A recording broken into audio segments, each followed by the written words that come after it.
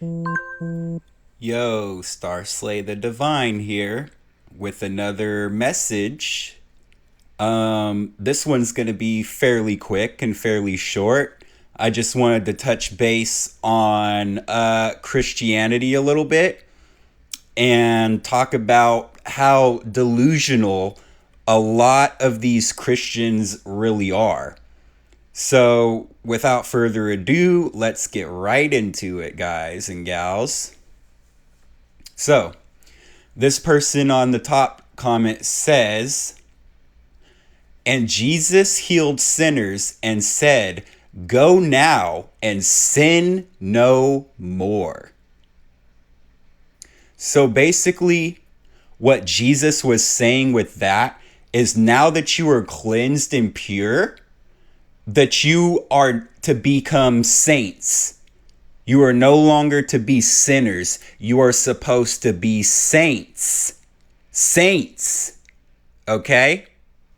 Now, this is what this person has replied at Guacamole 7493. So he says, but that was in a context of forgiveness and acceptance. We are all sinners. Jesus warned us about seeing the speck in your neighbor's eye. We can help each other if we realize that we may have the log in our own eye.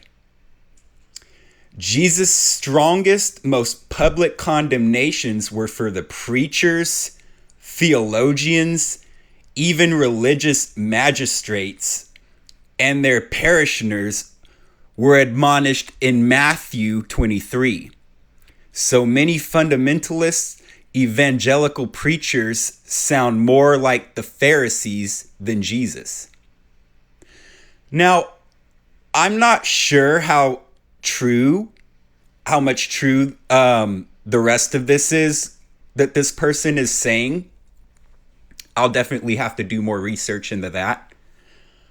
But as far as him saying sinners, that we are all sinners, is just absolutely ridiculous.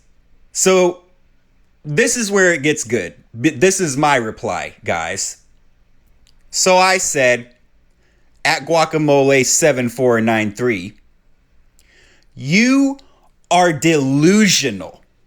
Sin is a choice, not a condemnation. Con, which is Greek for lie. To assume we're all sinners by nature is complete and utter foolishness. Some of us are actually saints, you know?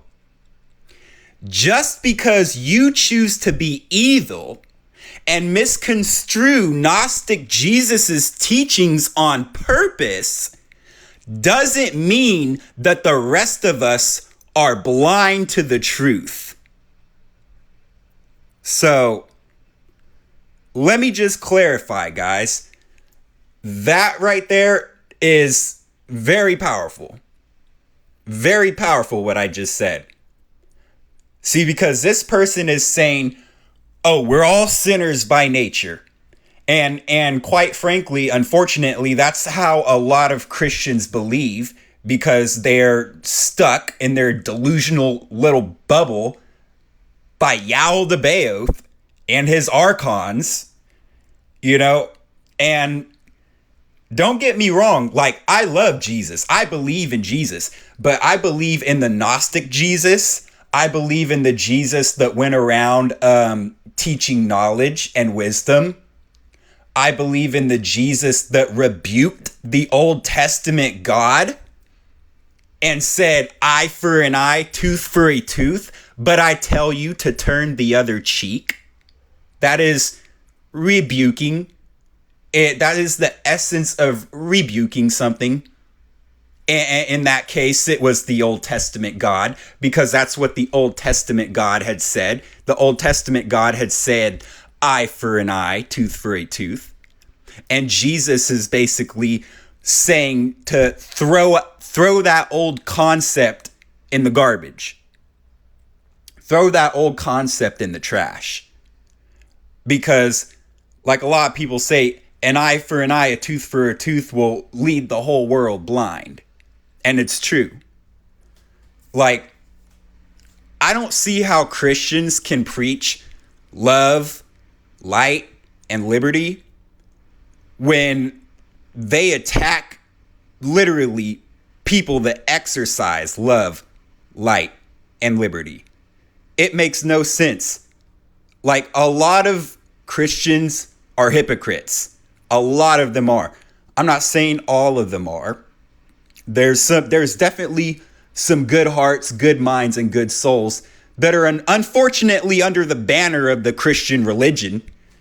You know, and so my purpose, my mission on earth, I'm a star seed. You know, my mission is to wake up people to the truth, and teach people about Gnosticism, you know, because Jesus was never a Christian. Christianity was never supposed to be Jesus's religion. Jesus was a Gnostic. So if anything, Gnosticism should have been Jesus's religion. Because like I said, Jesus was teaching knowledge and wisdom. He threw out the old concepts and beliefs of the Old Testament God. You know, he threw out eye for an eye, tooth for a tooth. And he also threw out in the Garden of Eden, where the Old Testament God said, do not eat of the fruit of the tree of knowledge. But see, again, Jesus rebuked that because he is teaching us knowledge and wisdom. So again, that's just further proof that Jesus had nothing and wanted nothing to do with that Old Testament God, which was Yaldabaoth, by the way, because Jesus came from the pleroma, aka the real heaven, where aka the real God resides. And the real God's name is Ainos, actually, if I want to be specific. So, and then through Ainos, Sophia was created, the goddess of wisdom. Her daughter Aletheia was created, the goddess of truth and unconcealment. And the rest of the aeons were created, you know, which are angels, basically, but higher than the angels. The aeons are basically concepts that are alive. Like, for example, like truth isn't just a concept. It is a living, breathing entity. It is a living, breathing essence. And the name of that essence is Aletheia. Now, same thing with wisdom. Wisdom is the divine emanation of Sophia. Or should I say, Sophia is the divine emanation of wisdom. So see, she is not just a concept. Sophia is actually a living, breathing entity. So basically, wisdom and truth are living, breathing entities called divine emanations. See, and we can have that emanation in us as well, depending what we gravitate towards, what we resonate with. Like if you resonate with love, for example, then that is the divine emanation, the living, breathing entity of love that you are going to establish a spiritual connection to. And that can appear in people in your life too, because people in your life, aka human beings, mortals, can carry divine emanation in them. But unfortunately, a lot of human beings, a lot of mortals carry the archontic demonic emanations in them. And that explains why you see people acting so demonic these days. And I'm not just talking about Christians, because it doesn't just span one religion. It spans all the religions, because all the religions were created by the Anunnaki, the 7 kings of ancient Sumeria, ancient Mesopotamia, and they are also the 7 archons, because there's 7 of them, 7 kings, 7 Anunnaki kings, and 7 archons. It's not a coincidence that there are 7 Anunnaki kings and 7 archons. They are literally one and the same. They are literally the same. So, with that being said, it was the archons or the Anunnaki that created the Emerald Tablets, which I'm sure if you guys have done research, you'd know about this stuff. So anyway, the Emerald Tablets were something that the Anunnaki referred to as the May, which were literal codes or digital blueprints to civilization, like how to be a king, how to rule, how to be a teacher, how to be a healer, how to perform music and arts. And people think that these were like divine gifts, divine knowledge, but no, what they really were shackles. See, because they used their knowledge to enslave us. See, because they were smart is what it was. They were smart, and they looked at us human beings as being dumb and inferior slaves or workforce to them. Which is why they also tried to imprison us. Well, not tried. They did imprison us. And Earth is still imprisoned. And as long as people continue to be in their delusional, arrogant little bubble, this planet is always going to remain a prison. It's always going to be controlled by the Archons and Yaldabaoth if humans just sit around and decide to do absolutely nothing. And sadly and unfortunately, that is most human beings. And so, like, when people ask me, like, what's wrong with the world? Like, y'all shouldn't be surprised what's wrong with the world. Taking everything I've said into consideration, it should be no surprise why there's something wrong with the world. You know, and if you just do your research into Gnosticism, you'll know that it was Yaldabaoth that was jealous because he was a dark emanation created out of Sophia when Sophia decided to create on her own without her divine counterpart. Instead of giving birth to something beautiful, she gave birth to an abomination. She gave birth to a lion-headed serpent with eyes flashing lightning bolts. And she named this being that she had created Yaldabaoth.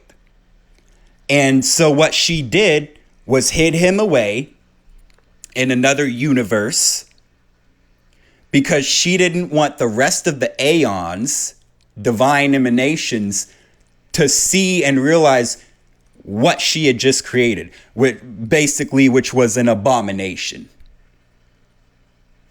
So, and then from that, Yaldabaoth decided to go and create the material world. And that's why he was the Old Testament God. And it's not hard to realize this, because in the book of Genesis, where he said, "Let there be light," and then all of a sudden the sun just appears and stars and planets and galaxies just form into existence. Because according to the Gnostics, Yaldabaoth had that power. According to the Gnostics, they said that Yaldabaoth could speak and then things would become. Like I'm talking like real power of the tongue here, like on a whole nother God level. So basically Yaldabaoth spoke and things became. And so if you take that context from the Gnostics and apply it to the book of Genesis, where God said, and let there be light, you can't make this stuff up. Literally, he spoke the sun into existence, and he spoke matter and material into existence. You can't make this stuff up. See, that's because the Old Testament God is Yaldabaoth. And I believe even in Aramaic, he's also mentioned in Aramaic as Yaldabaoth. And it's crazy because it's not a coincidence that multiple religions are talking about the same being. And if you think about it, if you look to ancient China, ancient Japan, who do they worship? Oh, I forgot. I'll give y'all a minute. Oh, that's right. They worship the dragon, aka Yaldabaoth, who was the plumed serpent. Ironically, that's also what the Aztecs called him. But the Aztecs called him Quetzalcoatl. Same thing. That's why they say the devil is one of many names, because when you have beings like Yaldabaoth and the Archons or the Anunnaki going around all around the world because they had technology, they had spaceships, they had technology, they could fly and go anywhere they wanted, appear anywhere they wanted, do anything they wanted pretty much. So when you have like gods, like basically, people are going to know them from different cultures, and everybody is going to call them something different. So for example, like it might be the same God that went around the whole world in every culture. It's just every culture that he went around, they called him something different. See, for example, in Japan and China, it's the dragon. Now, in Aztec, in ancient South America, it is Quetzalcoatl.